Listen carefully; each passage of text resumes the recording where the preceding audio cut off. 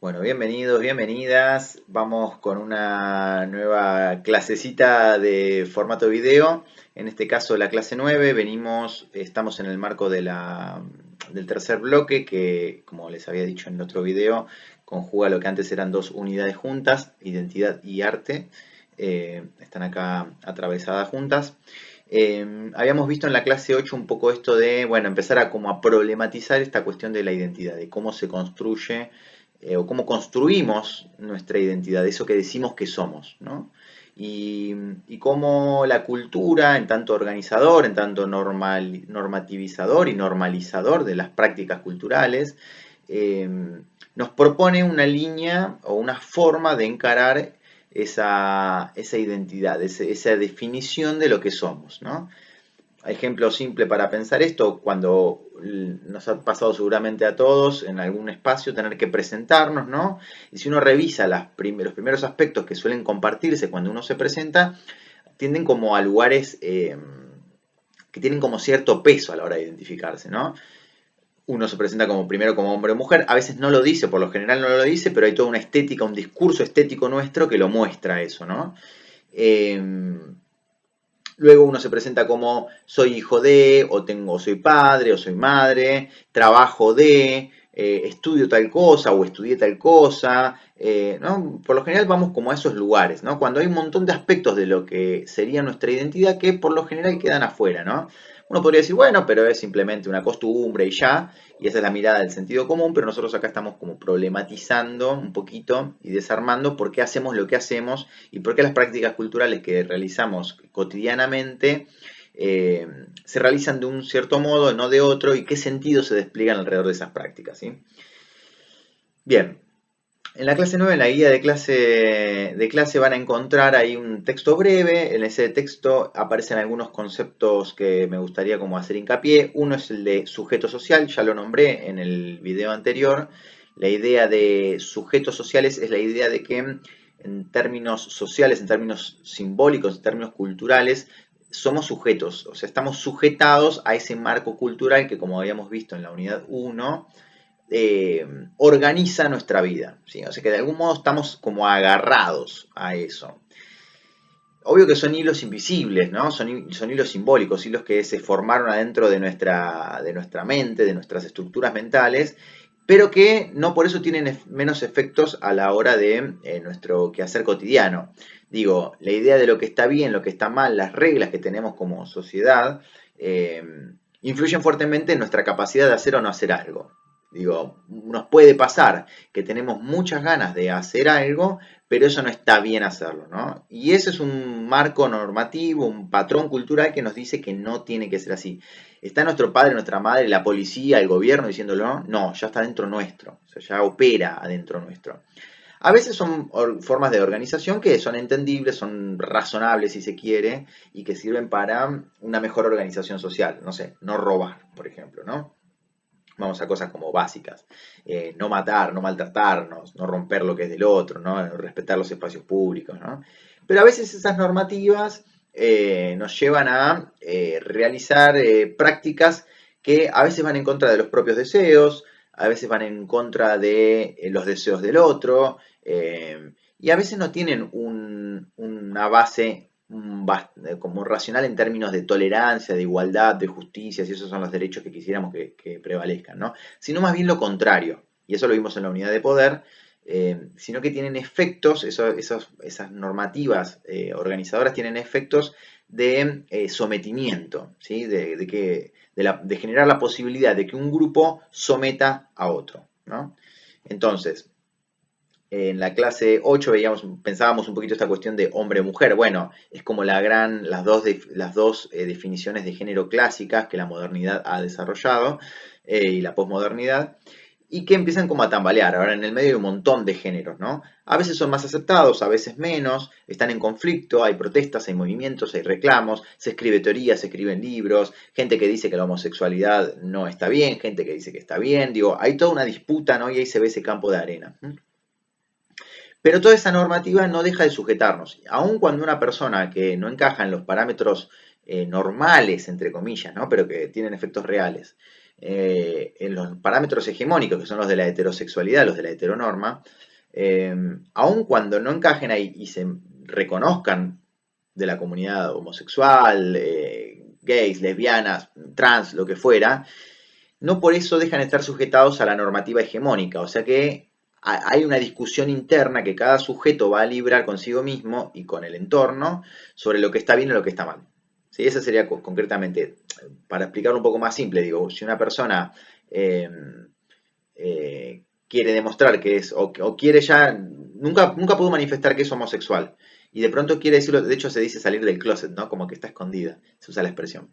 Y quiere hacerlo, seguramente tenga repercusiones en el afuera. Quizás a los familiares no les guste, quizás a los amigos no les guste, quizás lo miren raro, quizás en algún trabajo lo echen del trabajo. Digo, se enfrenta a un montón de cuestiones que tienen que ver con la estrategia que usamos como sociedad para que el orden no se desestabilice.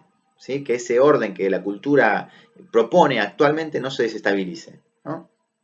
De hecho, es muy común, por ejemplo, en figuras públicas que las personas estemos ahí, ay, pero ¿será gay? ¿No será gay? No sé, yo nunca le vi una novia, ¿no? O nunca le vi un novio a ella. Me parece que es lesbiana. No, pero, ¿no? Como si eso, no, pero a mí me, o sea, el tipo hace música o la mujer hace música, o escribe o da conferencias o lo que fuera, y ese es lo que propone en su espacio público, pero nosotros estamos mirando algo más, ¿no? Bueno, pero en su sexualidad, ¿qué hará, no? Como si eso en ese punto nos afectara. Y eso es lo que estamos acá tratando de pensar. Entonces, bueno, esa cuestión del sujeto sujetado, estamos sujetados a esas normativas, ¿sí? Si uno quiere experimentar, supongamos que dos mujeres quieren tener un hijo, se van a enfrentar contra toda esa sujetación, no solo contra el marco normativo legal, digamos, ¿no? Sino que además hay toda una mirada social y ellas no van a poder pasar de largo eso, hay que atravesarlo, eso, ¿no? Y así todos nosotros. La que quisiéramos expresar en términos identitarios, que esté por fuera de la norma, va a encontrar siempre un rechazo o una resistencia, ¿no? Por lo general va a encontrar eso.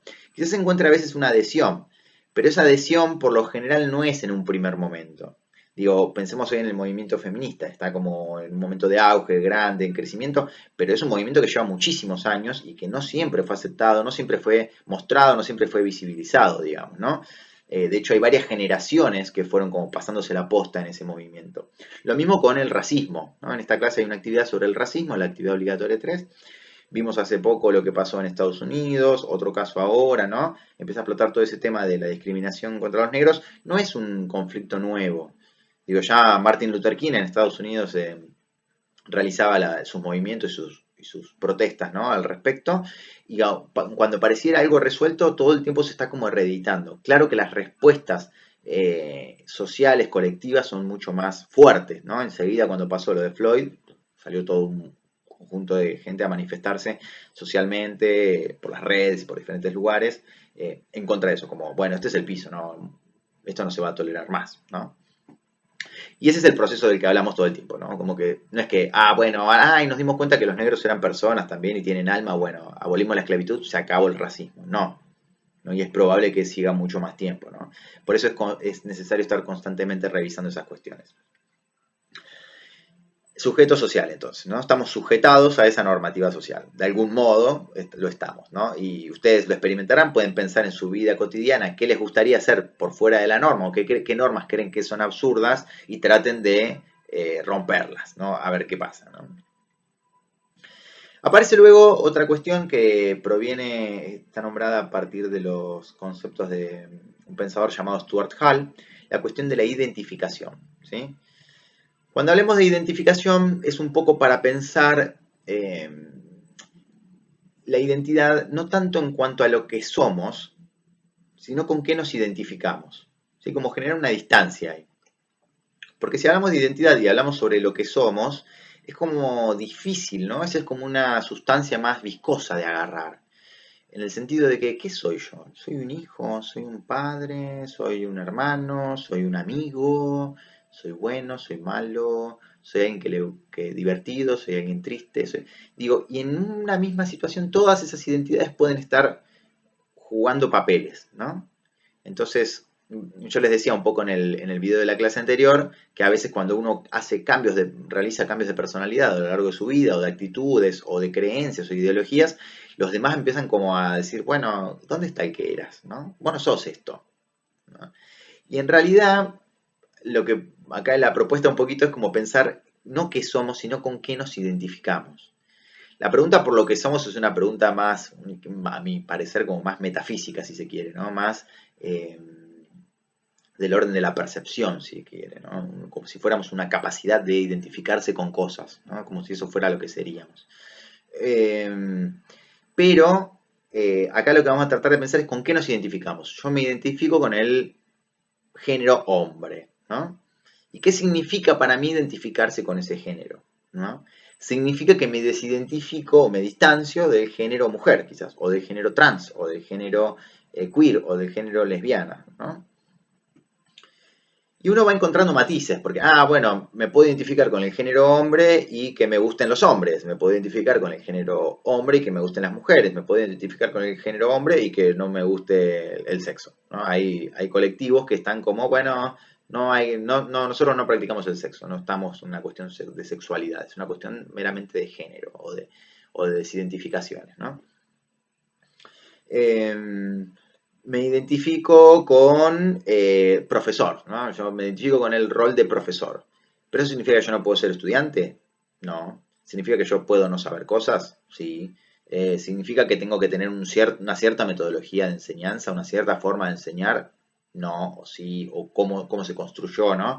¿Cómo se construyó mi forma de ser docente, mi rol docente? Y viendo un montón de profesores, experimentando en mis propias clases, en mi caso jugando con ello, buscando, tratando de repensar las mejores formas de enseñar o las más cómodas, o las que a mí me gustan. A veces iba con lo que trataba de que sea más efectivo, a veces con lo que más me divertía, a veces con lo que creía que los otros querían. Después descubrí que no sé bien qué quieren los otros, entonces empecé a preguntar. Bueno, y ahí, digo, ahí mi rol docente empezó. Ahora, si yo miro lo que era como docente o cómo me desempeñaba como docente hace unos años y ahora, hay una diferencia. ¿Me sigo identificando con el rol docente? En ese punto sí, pero de otro modo. Digo, o sea que también esa identificación va a ir cambiando. Del mismo modo en que nos identificamos con cosas más comunes como el ser hombre, el ser mujer, el ser padre, ¿no?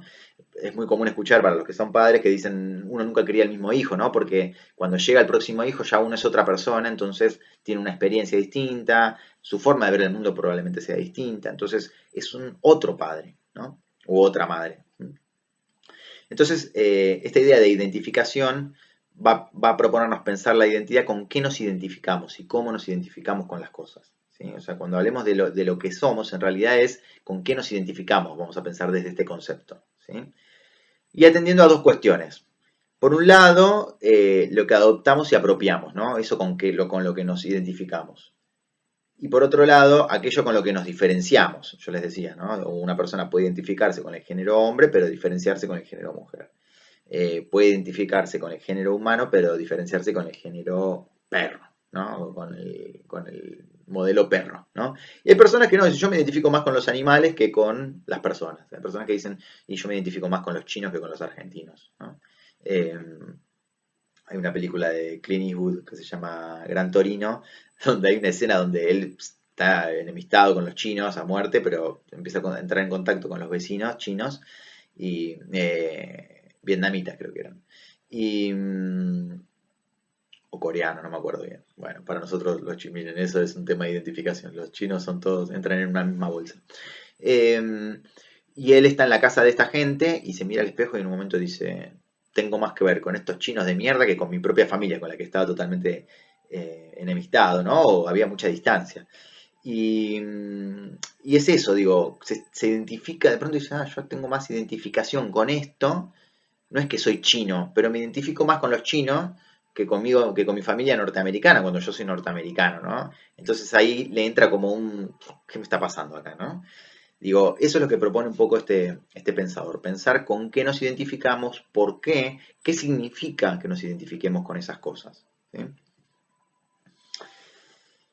Y aparece acá una cuestión clave que es la idea de civilización o barbarie, ¿no? Ahí en esa guía de clase van a ver que se nombra por arriba, pero cuando el concepto de civilización o barbarie se lo es atribuido a Sarmiento, esa dicotomía, ¿no? Como gestador de esa dicotomía, es el propio Jaureche, quien en su libro Manual de Sonceras Argentinas lo menciona.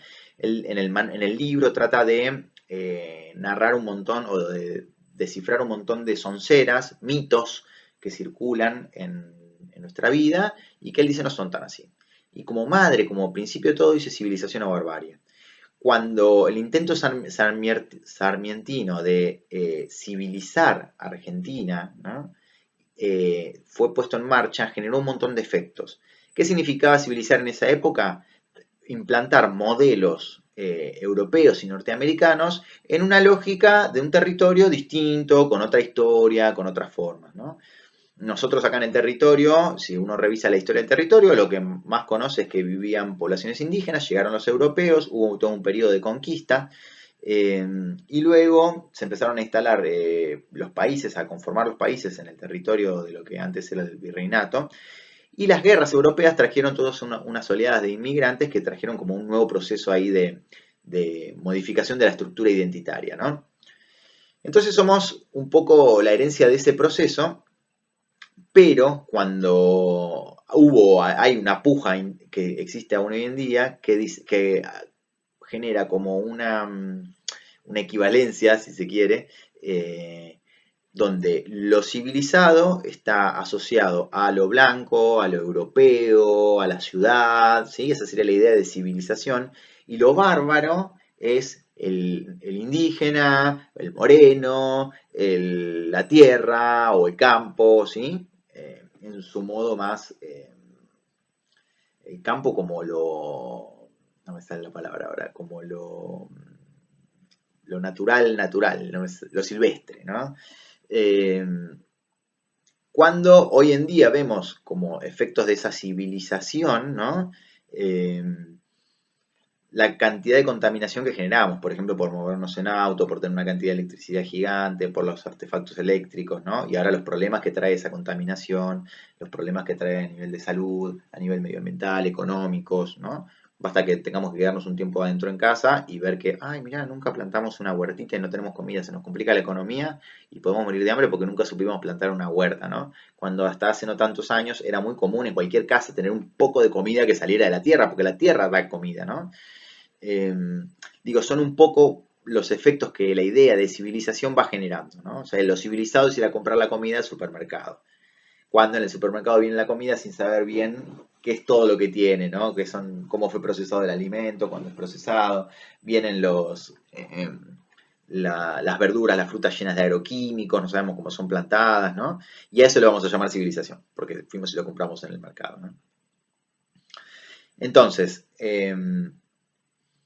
qué es lo que está acá planteando el texto? O sea, que nosotros, ¿con qué nos identificamos nosotros? ¿Con la idea de lo civilizado o con la idea de lo bárbaro, ¿no?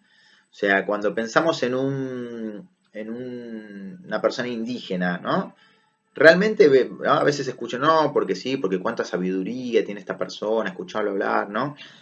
Pero cuando uno mira la forma en que vive, son echados de sus tierras, son maltratados, las escuelas en muchas partes no están no respetan sus idiomas, ¿no? Entonces hay toda una estructura que segrega a esa figura, ¿no?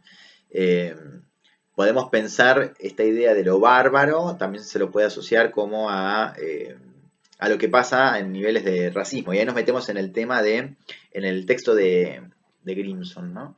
Grimson lo que dice, trae algunas mitomanías, es un fragmento del libro de él, y en esas mitomanías que está hablando, que está mencionando, él trata el tema de cómo no somos racistas como en Estados Unidos se observa, pero tenemos nuestros sesgos racistas, ¿no? De hecho, si uno mira la cotidianeidad, hasta a veces se usa la palabra boliviano como insulto, ¿no? La palabra indio también se usa a veces como insulto, no sos un indio, ¿no? A veces como un insulto medio amoroso, cariñoso, si se quiere, ¿no? Cuando le dicen, mira que al hijo, mira qué indio, ¿no? Porque anda descalzo, ¿no? Pero digo, es una forma de revalidar esa idea que se tiene de que es indígena, bárbaro y no válido o menos válido, ¿sí? Recuerden que en una de las tensiones que veíamos en la clase 8 era sobre lo válido y lo inválido, ¿no? Acá sería como el indígena inválido, europeo válido, ¿no? Entonces siempre todo lo que viene de afuera va a ser más lindo visto, ¿no? Un ejemplo que a mí para mí es muy claro sobre la idea de civilización o barbarie es, en tanto digo que adoptamos modelos que no son propios, ¿no? Si uno sale a mirar un poco el barrio, va a encontrar un montón de casas hechas de tejas, ¿no? La teja es un tipo de techo que está pensado para la nieve, porque justamente al ser empinado permite que la nieve no se acumule y se deslice, ¿no? Con lo cual es un techo pensado para ese tipo de hábitats o de entornos. Acá en Buenos Aires está lleno de esos techos. ¿Cuántas veces nevó? Bueno, yo vi una vez que nevó un poco, en un 9 de julio, hace muchísimos años, yo era adolescente. Digo, no nieva acá, y tenemos esos techos. Cuando en realidad acá en los territorios tan húmedos como tenemos acá en Buenos Aires, lo que más sirve son techos altos, edificaciones tipo de las de barro, un barro especial tipo adobe, que lo que hace es como expulsar la humedad hacia afuera, sacar, cuando hace mucho calor, saca el calor hacia afuera, cuando hace frío lo mantiene adentro. Digo, son como medio inteligentes esas construcciones, son re naturales, son re simples si se quiere, pero son bárbaras, ¿no? Una vez hablaba con una persona que hace construcciones de adobe y tiene una casa que se hizo el solo, ¿no? Una belleza. Pero es una belleza que uno tiene que ver, no es la belleza europea de la casa, ¿no? De la casita con las tejitas y las columnitas y el ladrillito, sino que es otro tipo de belleza, es todo barro hecha la casa, ¿no? Y él me contaba que que un día se puso a hablar con un vecino y el vecino sabía un montón, porque él vivió toda su vida en una casa de adobe, de barro, y le dice, pero ¿por qué vos no te haces eso? No, le dice, porque el hombre este de la comunidad boliviana, no, no, para nosotros el progreso es ladrillo, le dice, si yo hago esto, esto no es progresar, ¿no? O sea, progresar como civilización, como ir a ser más civilizado. Dice, no, mi mujer nunca me dejaría, ¿no? O sea, es preferible tener una casa que sea menos eficaz, porque el ladrillo que ponía era menos eficaz a la hora de mantener el calor en el invierno, de eliminarlo, de que sea fresca en el verano, de separar la humedad, de duración, ¿no? Precio, es más barato, ¿no? Pero es progreso, es más civilizado, ¿no? A ese nivel, o sea, tomamos decisiones que no nos convienen tanto, ¿no? Los techos estos, ¿no? Que no son para la nieve, sin embargo, nada, cualquier arquitecto te va a hacer un techito con la teja, ¿no? Porque son los planes de estudio de formación que todavía conservamos de esa herencia europea, de la Universidad Europea, ¿sí? Es un poco para ver la idea de civilización o barbarie. En el texto de Grimson van a ver esas mitomanías, él iba a desarrollar un poco eh, los mitos sobre los que se funda en nuestra discriminación racista. Por ejemplo, en algún momento va a nombrar la idea de que hay un dicho muy común, ¿no? Esto se observa siempre en los discursos. No tenemos trabajo porque los extranjeros se lo roban, ¿no? Si bien tienen que bloquear las fronteras porque si no los extranjeros nos roban el trabajo, ¿no? Entonces muestra en el 90, que ese era un dicho muy, muy común, muestra en los 90 cómo hay una estadística que dice que el 2,5% de la población era inmigrante cuando había un 5% de desocupación, digamos, ¿no? O sea que los números como que no cuajan mucho, digamos. No llegaba, digo, no llegaba la inmigración a cubrir el índice de desocupación que había, ¿no? Entonces, cuando en realidad la desocupación tiene más que ver con las políticas, la forma económica, los modelos económicos, ¿no? Hay un montón de variables mucho más complejas que simplemente eso, ¿no? En una época, creo que hoy todavía se sigue diciendo, con las universidades, ¿no? No, está llena de extranjeros, ¿no? Hace unos pocos años había explotado eso de nuevo, está llena de extranjeros y por eso se llevan los cupos de los argentinos, ¿no? Cuando en realidad, digo, no hay un tema de cupos nunca en la universidad. Salvo algunas carreras muy puntuales, en algunas universidades muy puntuales y sobre todo que son universidades históricas, no hay un tema de que gente que quede afuera. Quizás carreras desbordadas, ¿no? Donde incluso la falta de planeamiento o de organización en torno a la cantidad de gente que se puede anotar puede generar problemas luego en el mercado, porque si uno se llena de X tipo de profesionales y luego no hay una demanda laboral, hay un tema ahí también, ¿no? nada, posturas, pero en algunos países que supuestamente son civilizados, por ejemplo, ahí sí tienen cupos, ¿no? Bueno, tanta gente se puede anotar en tal carrera, estoy hablando de países como Suiza, como Inglaterra, ¿sí? Uno puede anotarse en cierto tipo de carreras y depende del desempeño académico que haya tenido a lo largo de su primaria, secundaria, ¿no? Preparatoria le llaman. Entonces depende cómo uno le fue yendo, lo que va a poder elegir. Imagínense si eso fuera acá, ¿no? Digamos, para nuestro patrón cultural sería como muy fuerte, ¿no? Nos quitan la libertad de elección. Pero digo, son formas que tienen de organizarse, ¿no? Y acá uno tiene como mayor libertad de elección, si se quiere. Entonces también ahí se pone en juicio, bueno, ¿qué es lo civilizado, no? Controlar, no controlar, permitir, no permitir, hasta dónde nosotros somos los bárbaros, ¿no? Me acuerdo que cuando iba a la escuela me enseñaban, todavía se enseña, me parece, ¿no? Primer mundo y tercer mundo. ¿Por qué se le pone primer mundo a Norteamérica, a Europa y tercer mundo, ¿no? ¿Por qué nos dejamos definir como nación, como tercer mundo, ¿no? ¿Quién define qué es el tercer mundo, ¿no? ¿Cuáles son las categorías válidas para establecer que un mundo es el primero y otro es el tercero, otro es el quinto o el sexto, ¿no? ¿Cuál es la jerarquía? ¿Qué? ¿Porque tienen más autos? ¿Porque contaminan más? ¿Porque la gente usa traje? Porque, digo, ¿cuál es el parámetro, no? ¿Leen más libros? ¿Cuál es? ¿No? Digo, y por otro lado, bueno, Grimson en este texto va a desarmar un poco esa cuestión del racismo y de los mitos que se componen alrededor de la idea de racismo. Incluso en un momento va a decir, habla sobre el color de piel, ¿no? Digo, la idea de blanco-negro. Dice blanco, negro, amarillo. Dice, pónganse un papel con ese color al lado de su piel y no van a encontrar nadie que sea blanco, nadie que sea amarillo y nadie que sea negro, ¿no? Sino que los colores de piel son otros. Hasta el color piel del lápiz no tiene color piel. Sin embargo, son dispositivos que usamos para discriminar. Nos identificamos con el blanco o nos identificamos con el negro, ¿no? ¿Y qué implica identificarse con el negro? O con el blanco, ¿no? ¿Qué implica? Eh, Les propongo, si quieren pensar un poco esto, hagan dos tablitas, ¿no? Civilizado y bárbaro. Y hagan toda la lista de qué pondrían de un lado y qué pondrían del otro. O sea, qué comería un civilizado, qué comería un bárbaro. Cómo se vestiría alguien que entra en la categoría de civilizado, cómo se vestiría alguien que entra en la categoría de bárbaro. Cómo, qué tipo de trabajo tendría uno, qué tipo de trabajo tendría otro. Cómo hablaría uno, cómo hablaría otro. Qué música escucharía uno, qué música escucharía otro.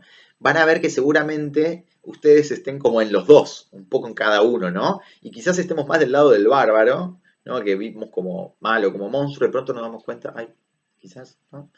Nosotros somos el monstruo, ¿no? También. Y no nos dábamos cuenta, ¿no? Me hace acordar, hay una película muy vieja que se llama Ciegos, Sordos y Locos, y uno de los protagonistas es negro, y cuando empieza la película va en el tren con su hermana, es ciego, y entonces están discutiendo, y la hermana le dice, ya dejate de eso, ¿qué vas a decir? Deja de negar todo, le dice, lo único que falta es que digas que no sos negro. Y él dice, ¿cómo que soy negro? No, no, no, no, no, no. Un tipo grande, ¿no? ¿Cómo que soy negro? No, no me digas que mamá y papá lo saben, no, no. Es un chiste, pero digo, a veces es eso, ¿no? El negro de mierda, que le decimos negro de mierda, no está tan lejos de nosotros cuando lo pensamos en pedacitos, así cuando empezamos a desarmarlo. Y luego hay un texto de Rosana Reguillo, que también estaba en la unidad anterior, sobre las políticas de invisibilidad, se llama, ¿no? Entre comillas, visibilidad, ¿no? Porque juega un poco con esto, como estas cuestiones raciales visibilizan unas cosas e invisibilizan otras, ¿no? Por lo general se trata de deshumanizar a las personas que pertenecen a cierta o que tienen cierto tipo de identificación, ¿no? Con la piel es muy visible, ¿no? Pero pensemos, por ejemplo, en las personas que viven en ciertos lugares, ¿no? Me acuerdo que estudiantes de la universidad me contaban que a veces tenían que dar otra dirección para postularse un trabajo porque si decían que vivían en tal barrio, no los tomaban, porque es un barrio peligroso, entonces, o es concebido como peligroso, entonces, no, por ahí roba, entonces mejor doy una dirección de capital o doy una dirección de otra localidad más cercana a la capital, ¿no? Eh, o pensemos también a mí me gusta mucho el ejemplo de los GPS, ¿no? Lo que denomina como zona peligrosa, ¿no? Y a veces es la zona peligrosa que marca el GPS es donde vivimos nosotros, ¿no? Entonces nosotros somos parte de ese peligro también, ¿no? Pero no nos identificamos tanto, sino que si uno no pertenece al grupo de los ladrones, mira eso y dice, sí, acá me pueden robar en mi propio barrio. ¿no? Es eso. Pero visto desde afuera, que el que vive ahí, es visto como un peligroso también. Entonces estamos todo el tiempo con quién nos identificamos, ¿no? Ese es como un poco el juego. Y lo que Reguillo plantea ahí es eso, cómo se dan esos procesos de identificación en términos de lo racial, ¿no? En Estados Unidos salió, cuando hubo un programa para reducir los niveles de delincuencia, en New York se estableció el programa Tolerancia Cero, ¿no? Y había un tema de racial profiling, que llamaban, ¿no? O sea, por el perfil racial, el sistema puede establecer las probabilidades de que seas delincuente, ¿no?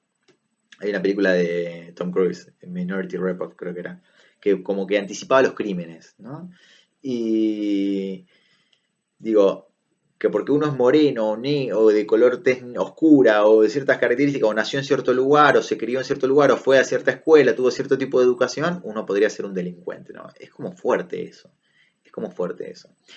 Es como fuerte cuando se lo naturaliza, porque si lo pensamos en términos de que los propios procesos culturales producen ese tipo de vida de delincuencia, bueno, accionamos sobre ello y tratamos de resolverlo. Pero cuando naturalizamos eso y decimos, no, la persona es delincuente porque ya tuvo esa crianza y no va a poder zafar y ya está, vivió así, cuando nosotros mismos como conjunto social estamos produciendo eso, entonces usamos eso para castigar lo que nosotros mismos producimos, ¿no? Y acá digo nosotros como conjunto humano, ¿no? Eh, Ahí hay un tema, porque hay una trampa jodida ahí, ¿no? Digo, y nosotros en el día a día, en nuestros dichos, en nuestros pensamientos, tendemos muchas veces a reavivar esas diferencias raciales.